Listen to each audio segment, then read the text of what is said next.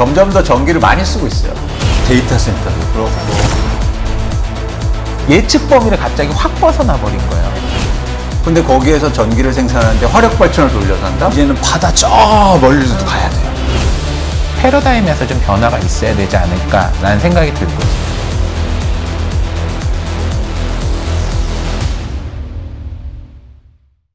전력망의 변화에 대해서 함께 또 이야기를 나눠보도록 하죠.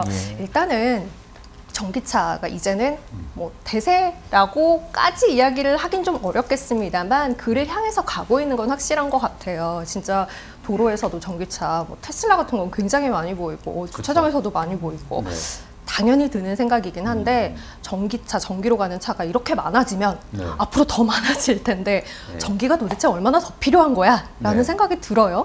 맞습니다. 이제는 사실은 그런 좀 상상력이 네. 필요하고요. 그런 상상이 또 현실화 되는 거니까. 그런 차원에서 이렇게 전기차가 많이 돌아다니면 쉽게 말해서 TV가 한 10개가 뭉친 게 소비 전력으로 보면 네. 그런 게 막 길거리에 돌아다닐 텐데 저 많은 전기들은 어떻게 생산해내고 네. 어떻게 공급할 건가 이런 고민들이 사실 필요한 상황이죠. 그래서 저희가 한번 수치로 보면요. 네. 그래프를 잠깐 보시면 일단 단순하게만 가정하면 전기차에 들어간 게 향후 한 10년간 전기가 향후 한 8배 정도 증가할 것으로 그렇게 예측하고 있습니다. 지금이 오면 2030년엔 40. 네. 네.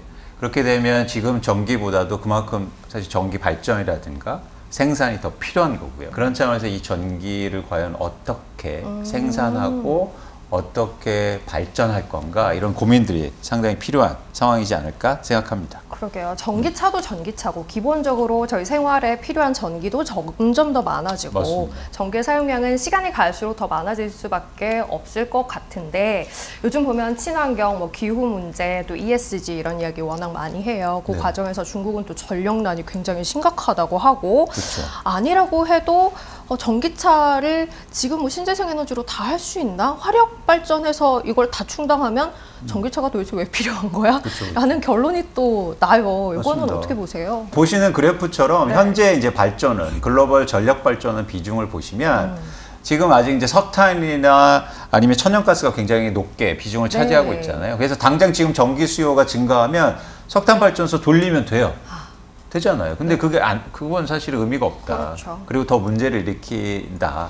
그런 차원에서 저기 신재생을 통해서 발전을 하고 전력 수요를 충당하는 게 굉장히 중요한 과제입니다. 쉽게 말하면 전력 수요가 증가하는데 발전을 앞으로는 신재생으로 해야 된다. 에너지와 관련돼서 이제 우리가 신재생 에너지가 돌아왔을 때는 좀 전력에 대한 관점도 좀 바뀌어야 될 것 같아요. 그러니까 예전에는 전력이라는 걸 얼마나 많이 생산을 하고 얼마나 많이 전달하냐라는 게 중요했는데 신재생 에너지가 들어오게 되면 확실히 전보다는 그것들의 양적인 측면에서는 커버가 어렵고 지금 또 그 수요도 많이 늘거든요. 근데 이제 그게 대세이기 때문에 전력을 좀 더 효과적으로 관리하는 거 그리고 효율적으로 전달하거나 이런 것들 하는 효율성이라는 부분이 이제 패러다임에서 좀 변화가 있어야 되지 않을까라는 생각이 들고요. 실제로 이런 부분들이 현재 지금 진행이 많이 되고 있다라고 저는 판단하고 있습니다. 그래서 서병수 애널리스트 말씀하신 것처럼 생산 방식과 소비 방식이 달라지면 이게 시스템 전체의 변화가 필요한 거예요. 네, 네. 그래서 그런 차원에서 이제 고민이 필요한 거고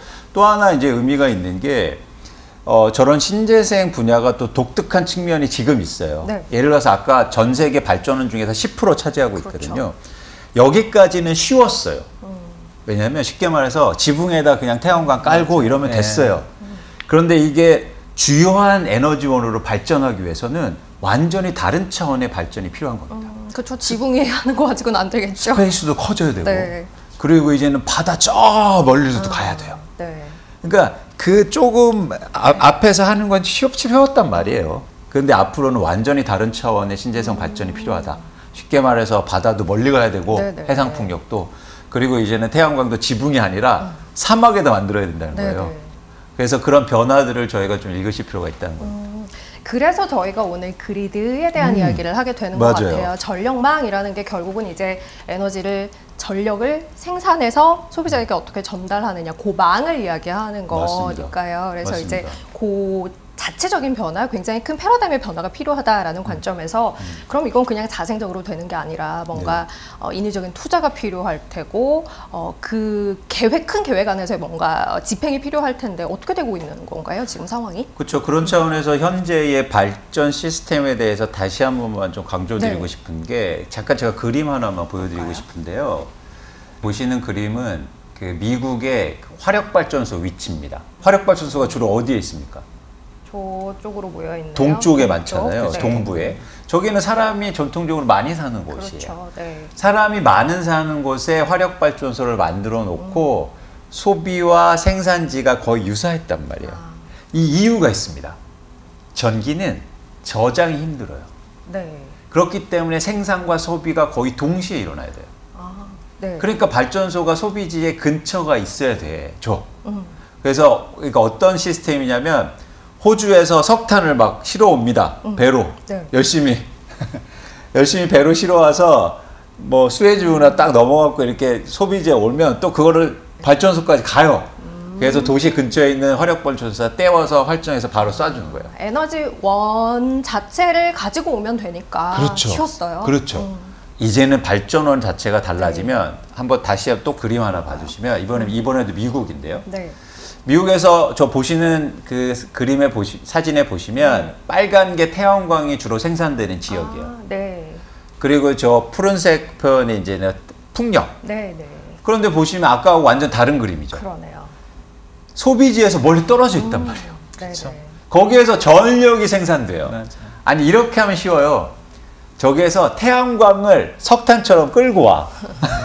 그래서 소비지에서 쏴줘. 예. 이러면 문제가 없어요.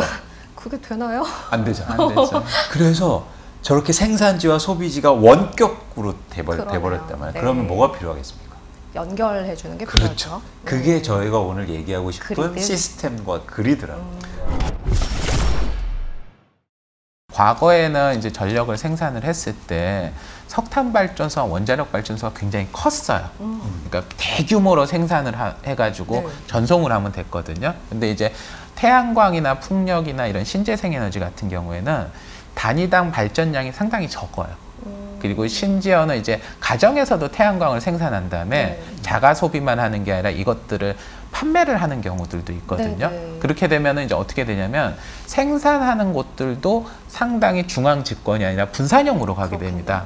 신재생이라고 하는 거는 이게 시차도 맘대로 조절이 안 되거든요. 네, 네. 그러다 보니까 이게 저장이 안 되는 상황에서도 최근에 이제 ESS 같은 거 저장을 조금 하긴 하지만 아주 쉽진 않아서 어디서 생산하는 걸 어디다 연결하고 어떻게 하는 것들을 하는 그런 소프트웨어적으로 어떤 정보를 처리하거나 이런 것들이 이전에 비해서 훨씬 중요해진다. 그렇죠. 그래서 서병수 애널리스트 말씀하신 것처럼 또 핵심이 뭐냐면 이제 간헐성의 문제죠. 네, 네. 그래서 계속 바람이 불지 않고 원할 때 얻을 수 없다는 그렇죠. 거. 그리고 계속 태양이 비치는 게 아니니까. 네. 근데 태양은 비치긴 하거든요. 여기서 안 비치더라도 저쪽에서 비칠 그렇죠. 수도 있고. 그래서 그런 점에서 이걸 시스템적으로나 인프라로 연결할 수 네, 네, 있으면 굉장히 효율적으로 파워풀하게 바뀔 수 있다는 생각을 가지는 겁니다. 잠깐 발전원. 여기서 네, 하나 네. 넣으면 사실 최근에 유럽에서 풍력이 바람이 안 불어가지고 지금 문제가 맞아요, 생긴 맞아요. 거잖아요. 네. 지금 말씀하신 이 간헐성이라는 게 예측 범위를 갑자기 확 벗어나 버린 거예요. 네. 그러니까 이게 신재생을 했을 때는 이런 지금 저희가 직면하고 있는 전력난 상태도 이런 거하고 연관이 되기 때문에 한번 좀 더 우리가 좀 더 세심하게 인프라 쪽에서 네. 서포팅이 돼줘야 될 필요가 있습니다. 그러게요. 그 발전원 자체가 갖고 있는 특성 그렇죠. 때문에 그렇죠, 이제 그렇죠. 저희가 새로운 그 인프라 그리드에 대해서 그렇죠. 고민을 해야 할 때가 됐다라는 그렇죠. 건데 네. 다시 돌아가서 그러면 앞서 뭐 이야기를 하셨듯이 소프트웨어에 대한 투자도 상당히 진행이 돼야 될 것 같고 하드웨어적인 투자도 이루어져야 할 것 같고 지금까지는 어떻게 진행이 되고 있나요? 사실 지금까지는 아까 말씀드린 것처럼 신재생 에너지의 비중도 좀 적어서 네, 네. 기존의 그리드를 이용해도 됐다는 거죠. 그래서 사진 한번 또 봐주시면 네, 네. 사실 저희가 이제 쉽게 보는 그리드예요. 네. 그러니까 저게 큰 뭐 이렇게 뭐 전봇대라고 할까요? 맞아요. 하여튼 네. 쉽게 말하면 저런 걸 통해서 그냥 이제 뭐 연결시켜주고 네. 저게 이제 전통적인 그리드인데 저 방식으로는 사실 신재생 에너지를 이동하고 전달하기에는 굉장히 한계가 크다라는 거죠. 그리고 또 하나 뭐냐면 저걸로 저런 전통적인 그리드를 통해서 할 수는 있습니다. 네. 근데 문제가 있어요. 뭐냐면 더 많이 저런 걸 설치해야 되는데 지금은 예를 들어서 님비 현상도 있고 저거 우리 집 옆에 싫어하죠 저거. 네, 이미 있는 건 어쩔 수 없어요. 그렇죠. 근데 새로 짓겠다 하면 저거 누가 하겠습니까? 위험하다고 네, 하더라고요. 그런 측면도 높고 네. 환경적 측면에서 뭐 전자기파도 많이 나올 수도 있고 그런 측면에서 이 그리드 전체에 대한 변화가 필요한 거죠. 근데 흥미로운 지점이 저희가 이게 전기가 굉장히 오래된 뭐랄까 시스템이잖아요. 우리가 이미 에너지원 예전부터 이용해왔던. 그렇죠. 맞아요. 그래서 저런 올드 버전의 인프라들이 다 있어요. 그렇죠. 네, 그렇죠. 그래서 굉장히 더 어려운 측면이 있습니다. 그러니까 혁신을 하려면 아예 없는 데서 혁신하려면 쉽죠. 아 그렇죠. 근데 기존의 레거시라고 전통적인 게 있는데 여기서 혁신하려면 뭐가 선행돼야 되냐면 파괴적 혁신이어야 돼요. 있던 걸 없애고, 되죠. 없애고 아. 혁신이 이루어져요. 네네. 그래서 디스트럭티브가 되게 중요한 건데 네네. 그런 측면에서 이런 그리드에서 어떻게 파괴적 혁신을 이룰 것인가가 사실 굉장히 핵심적인 상황이기도 합니다. 그래요. 그 저희 앞서 이제 유럽이 최근에 바람이 안 불어서 좀 힘들다라는 이야기를 했는데 맞아요. 그래도 유럽이 좀 먼저 활성화되고 있긴 한 거죠. 보시는 건 실제로 지금 추진하고 있는 프로젝트인데 바이킹 링크라고 해서 네. 덴마크하고 영국이 서로 연결합니다. 전력 발전을. 네네. 그래서 덴마크에서 풍력으로 생산한 다음에 런던으로 전력을 보내는 거예요. 대륙 간 연결을 유럽을 한 거죠. 그래서 왜냐하면 유럽은 이미 EU가 돼 있으니까.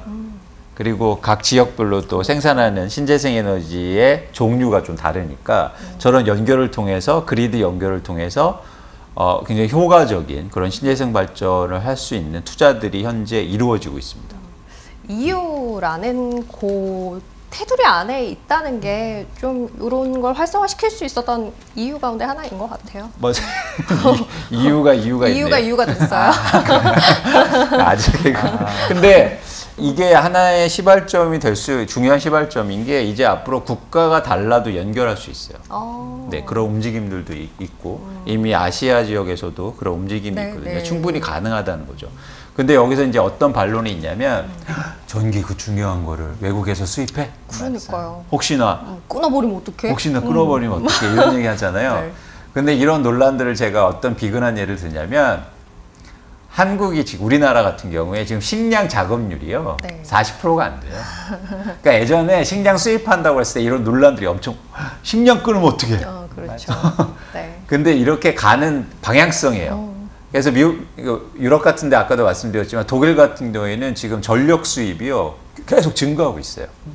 그러니까 이것처럼 사실 국가별로도 전력의 송수신이 원활하게 하는 그런 네. 비중이 커지는 시대가 분명히 올 거다라고 생각합니다. 하긴 저도 예전에 한번 기사 하나 봤던 것 중에 호주에서 싱가포르까지 해저로 전력망으로 이렇게 전기를 공급한다는 프로젝트를 추진한다는 기사를 봤거든요. 그건 계속 지금 하고 있고요. 예. 이제 실행될 가능성이 굉장히 그렇죠. 크고 그리고 뭐 예를 들어서 일본하고 우리나라하고 연결되고 충분히 가능할 수 있죠. 그리고 이제 통일까지도 보는 거죠.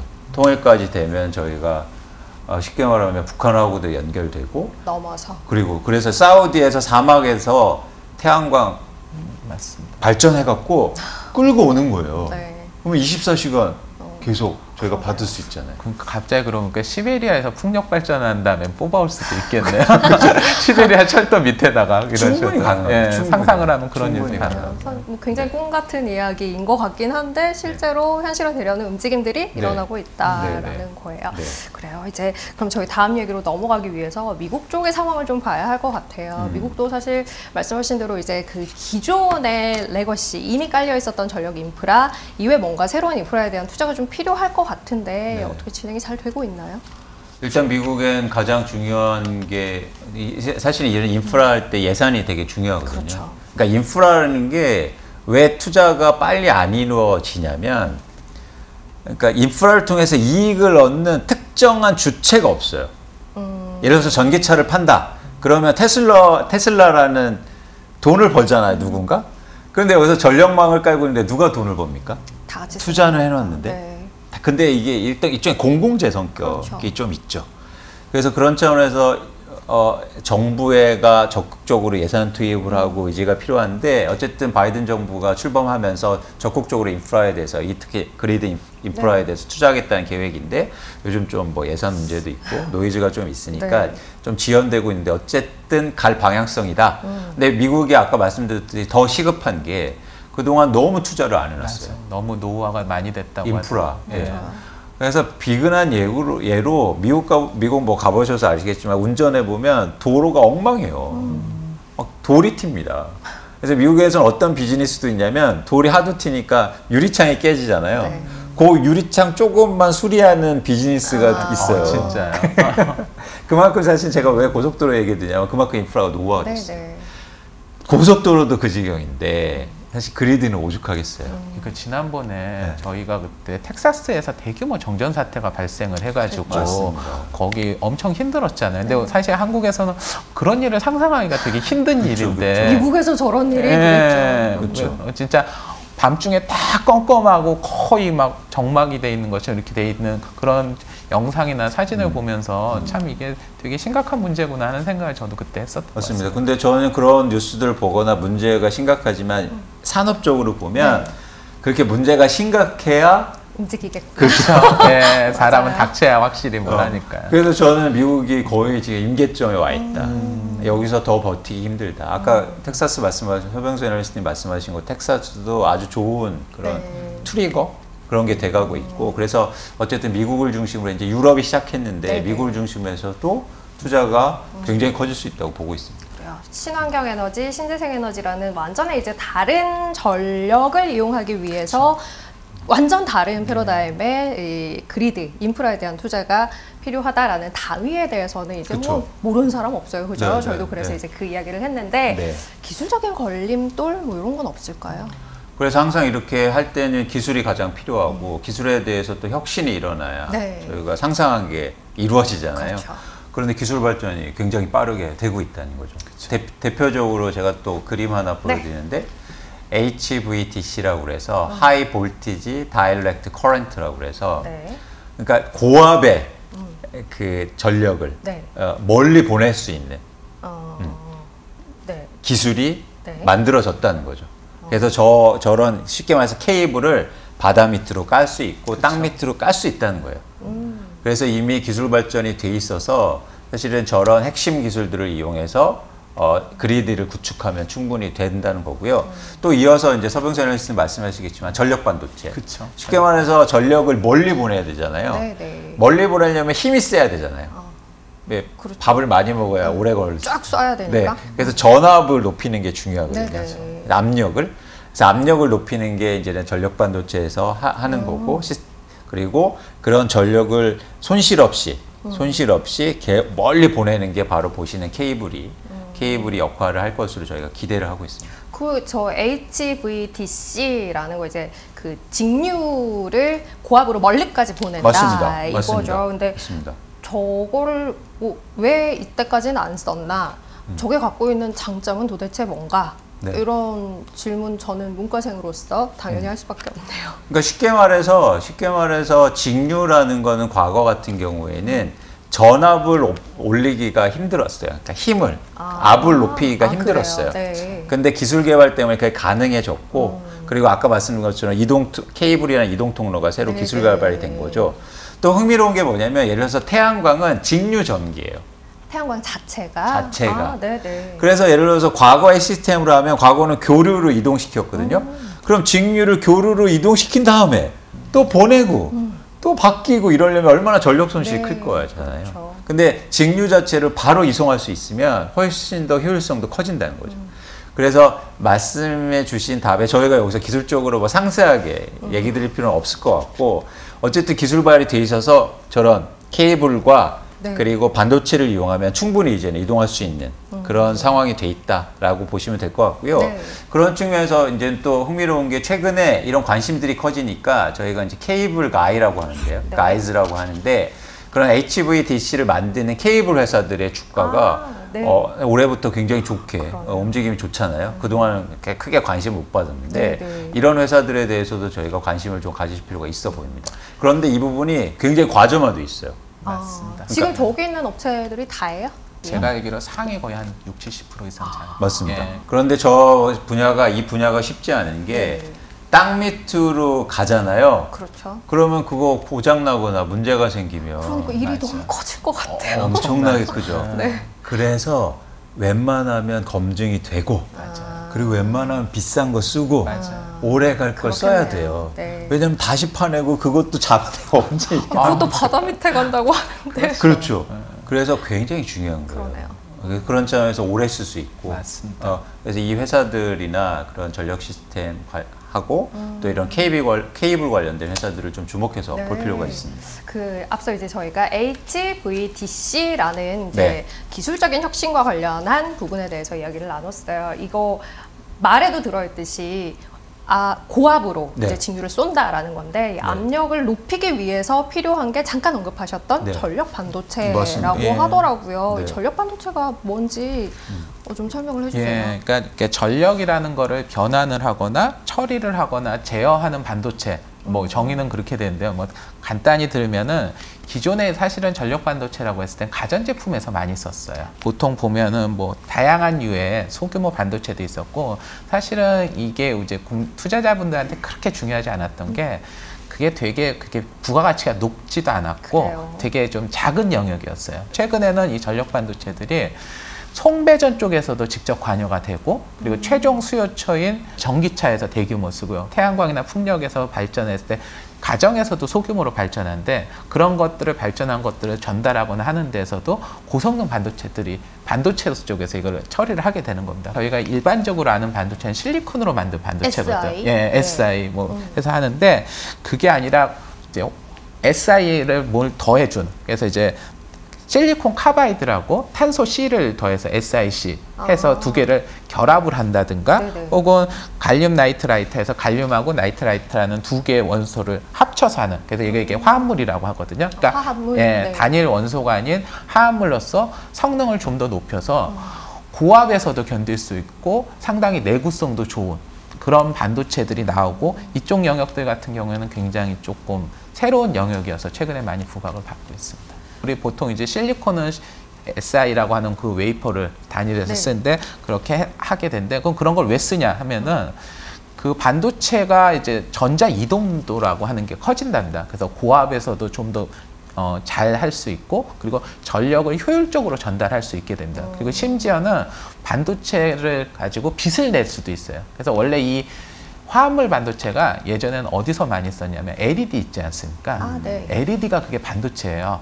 그러니까 전기를 받아서 빛으로 변환하는 그리고 레이저 같은 경우에도 보통 이제 전기를 받아서 레이저로 빛으로 바꾸는 거거든요. 이런 것들이 이제 화합물 반도체로 많이 쓰여서 특별하게 썼는데 최근 들어와서는 그런 레이저나 LED뿐만이 아니라 전력망이라든가 전기를 사용을 하는 그런 그리드 전반에서 많이 쓰이고 그래서 저희가 이쪽을 좀 관심을 가질 필요가 있습니다.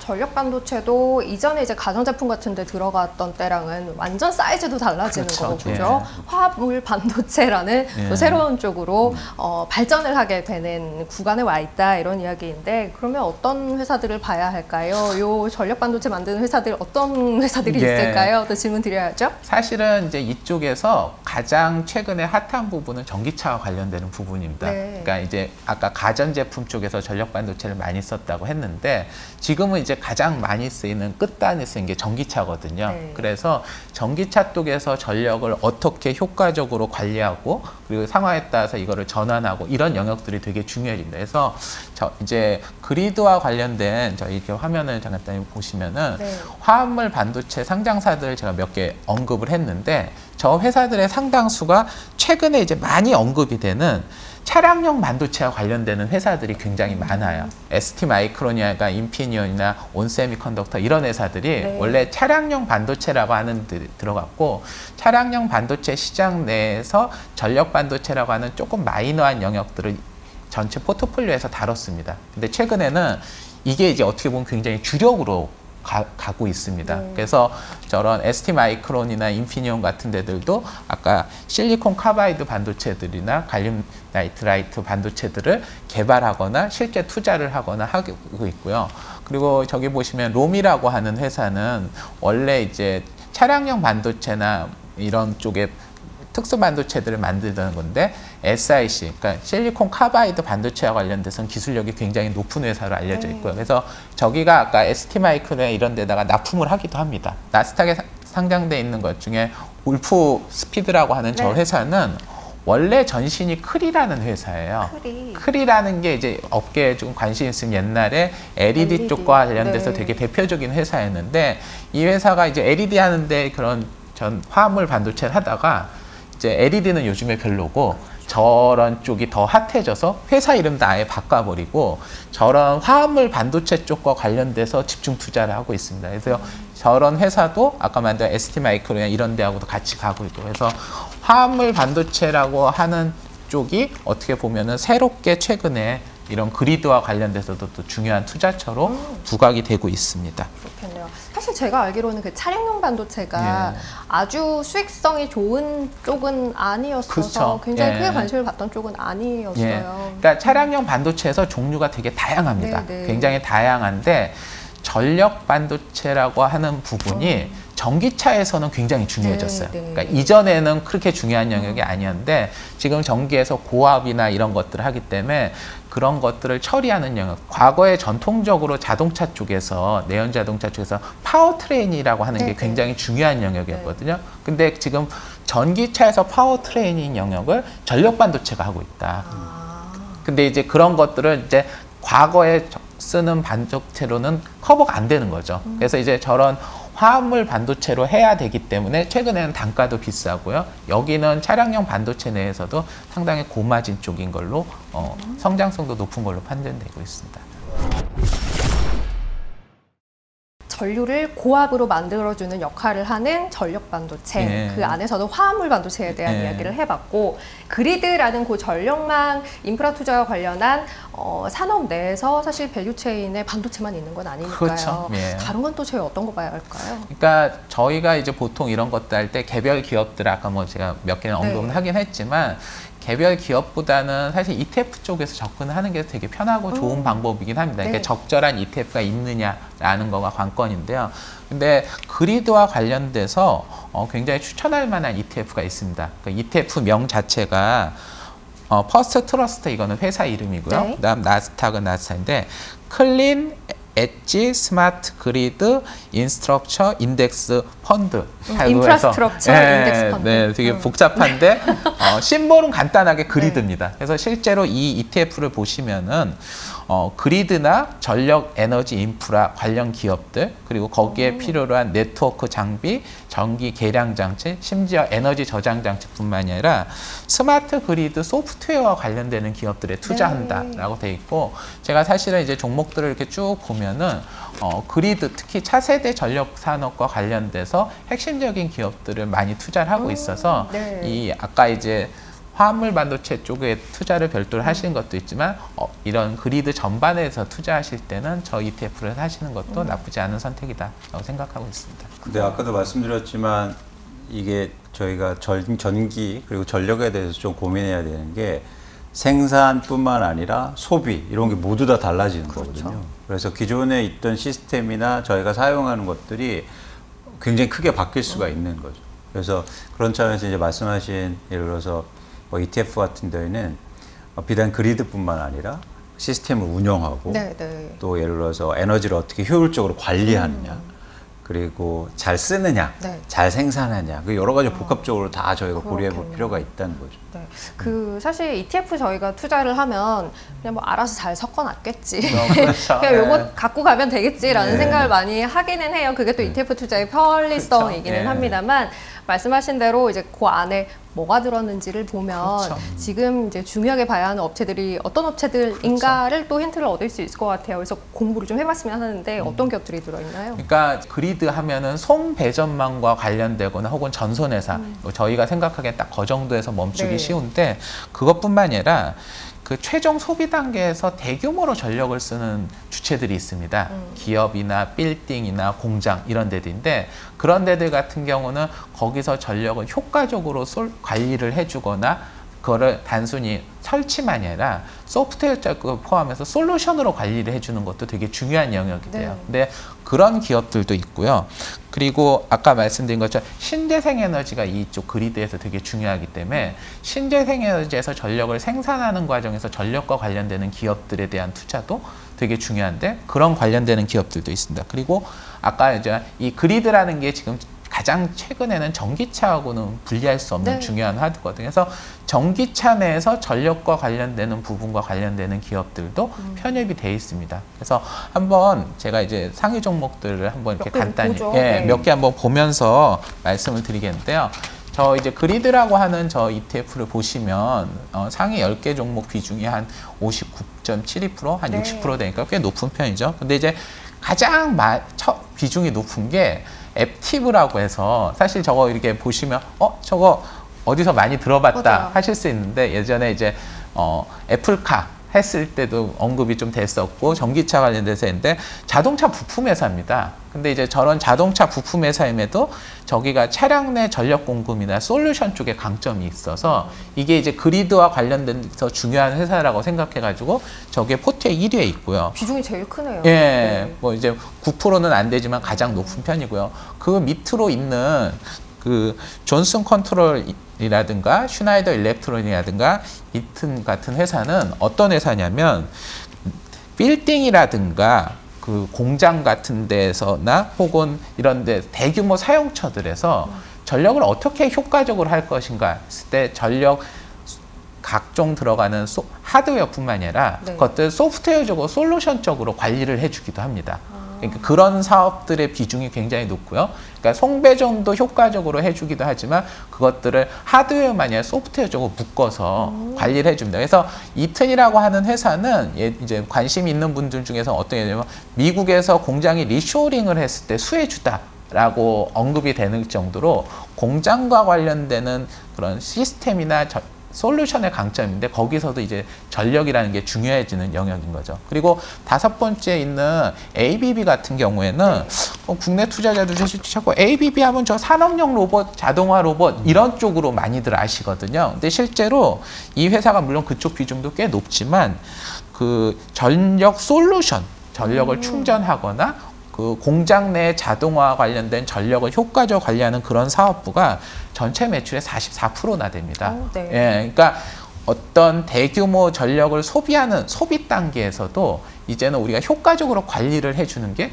필요로 하는 세상이 됐고 이런 회사들이 굉장히 높은 수익성을 보이고 가져가고 있는 겁니다. 그리고 그 다음에 있는 저 퀀타 서비스나 뭐 테르나라든가 그리고 레드 일렉트로닉 같은 경우에는 실제로 이제 저희가 아는 송배전망과 관련되는 회사들이에요. 네. 그러니까 이제 퀀타 서비스 같은 경우에는 전기나 가스 유틸리티와 관련되는 인프라 솔루션을 제공하는 회사고 테르나 같은 경우는 이탈리아 송전망을 실제 운영하는 회사 그리고 레드 일렉트로니카는 스페인 전력망을 실제로 운영하는 회사입니다. 근데 그 밑에 보시면 솔라엣지라든가 엠페즈 같은 회사 같은 경우는 신재생에너지와 관련돼서 이제 관심 있는 분들은 아실 텐데 이게 태양광 쪽이요. 그러니까 태양광 쪽에 그 전력 전지판 같은 걸 효율성을 높이기 위해서 전지판 각도를 조절하고 생산된 그 전력을 교류 직류 전환을 해주는 인버터 역할을 하는 회사거든요. 근데 이제 저런 회사도 그리드라는 데에서 투자를 하고 있다는 거죠. 그러니까 이제 저는 이 그리드라는 ETF를 통해서 저런 개별 종목들도 보지만 그리드라는 것들이 우리가 생각하는 관점이 조금 다르다. 이게 우리가 단순히 송배전망 하는 영역만이 아니라 좀 더 폭넓게 봐야 되고 그리고 이제는 생산과 송배전망만이 아니라 최종 소비자 단계에서 특히 대규모 사용 소비처가 되는 데서 전력을 어떻게 효과적으로 관리하는 것도 굉장히 중요한 영역이다라는 걸 알 수 있습니다. 그렇죠. 근데 서명선 선생님 말씀하신 것처럼 이게 주로 회사들을 보면 빌딩이라든지 공장의 시스템이나 아니면 그런 전력을 오퍼레이팅하기 위한 것들을 제공해 주잖아요. 근데 그 이유가 사실 갑자기 공장이 스톱되면 어떻게 됩니까? 큰일 나죠. 그죠. 그러니까 그리고 빌딩에 데이터 센터가 있는데 갑자기 스톱되면 난리 나잖아요. 그럼요. 그래서 굉장히 중요하기 때문에 그러니까 신재생으로 전력을 끌어오는데 그런 리스크가 있잖아요. 네. 네. 그런 리스크를 줄이기 위해서 막대한 투자들이 들어갈 가능성이 있다는 거죠. 그래서 저런 회사들도 관심 있게 보실 필요가 좀 있어 보입니다. 그러네요. 지금 뭐 ETF에 포함되어 있는 비중 높은 상위 10개 종목 내에서도 솔루션 기업들이 가장 비중이 커요. 맞습니다. 굉장히 의미 있는 시사점이지 않을까 싶습니다. 사실 네. 뭐 전력망, 인프라 투자 생각하면 그냥 선 깔고 뭐 그쵸. 이런 것만 네. 많이들 생각하시는데 이건 그게 좀 아니다라는 거 이 시간 네. 통해서 챙겨가시면 좋을 것 같네요. 전기차 시장의 기반이자 또 함께 성장해 나갈 테마라고 할 수 있는 그리드, 전력망 관해서 어떤 거 봐야 할지 두 분 연임 모시고 함께 해봤습니다. 서병수 애널리스트, 이광수 애널리스트 함께했습니다. 고맙습니다. 고맙습니다. 네.